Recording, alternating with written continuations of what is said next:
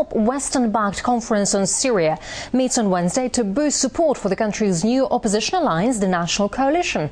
It comes after Washington formally recognized them as the legitimate representative of the Syrian people. But as RT's Gayanet Chakan reports now, the world needs to keep its eyes open to who's actually fighting on the ground.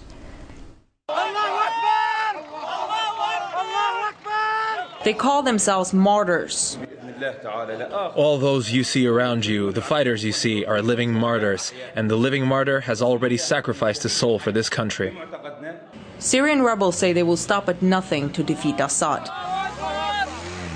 Some of them are so proud of their deeds that they post them on the web, including the execution of prisoners or having a child behead a man who was presumably an Assad supporter. Atrocities are committed on all fronts during Syria's bloody civil war. According to many accounts on the ground, it's Islamist groups that do most of the fighting on behalf of the rebels.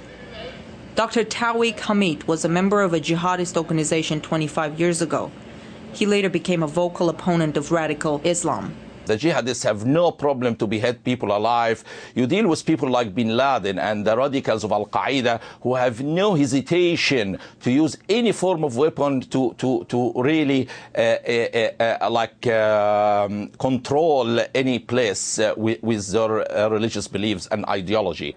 Representatives of opposition fighters came together in Turkey last Friday to form a unified command, with the support of the so-called Friends of Syria, including the Gulf states, the US, the UK and France. One of the delegates at the meeting says 2/3 of the Islamist-dominated anti-Assad groups have ties to the Muslim Brotherhood and Salafists. People here in Washington don't seem to understand that if you don't like the government in Cairo, or if you do like the government in Cairo, I guess I should say, then you will love the government that comes to power in Damascus, because you will see a Sunni Muslim Islamist government, a Muslim Brotherhood style government that is absolutely intolerant, fundamentally hostile to the West. Washington has failed to officially denounce the many suicide bombings perpetrated by the rebels in Syria, preferring to focus on the wrongs committed by the Assad regime alone. The U.S. is also ramping up the rhetoric about the possibility of the Assad government using chemical weapons against civilians, something that Damascus says would be suicidal. On the other hand, many rebels are not averse to the idea of suicide in the name of what they call holy war. Militants have recently taken control of a toxic chemical plant in the country's second city of Aleppo. A video was uploaded to YouTube showing them testing chemical weapons on rabbits. We could not independently verify the authenticity of the footage. You will die like these two rabbits. Despite supporting the anti-Assad forces, the Obama administration also recognizes that there are radical groups among the opposition. In an attempt to distance themselves from extremists, Washington has designated one, al-Nusra, a terrorist organization. It is thought to be one of the most aggressive and ruthless groups currently involved in the conflict.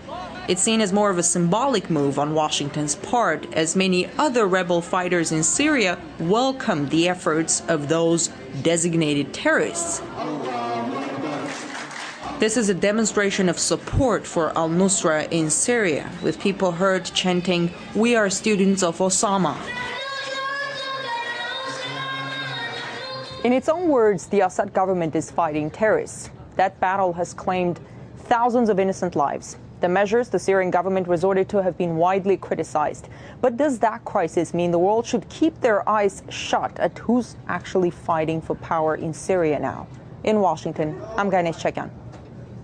And Dr. Con Hallinan, contributing editor at Foreign Policy in Focus, believes U.S. recognition of the rebel coalition will only push Syria deeper into crisis. What it does is it opens the door now for much more direct intervention in the civil war. It will mean that heavy weapons will come in. Potentially even, I think you could end up with a no-fly zone.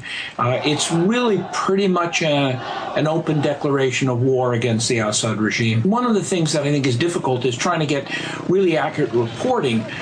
It seems as if the Assad regime has sort of its back against the wall, and yet at the same time, it doesn't seem as if the opposition could really hold on to territory. I mean, this could be a long-running thing. This could go on for a couple of months. I think the U.S. recognition here will accelerate the pressure on the Assad regime. This is just a terrible mess at this point, and I think if it ends without a political resolution, that's the direction it's heading in a military solution to it.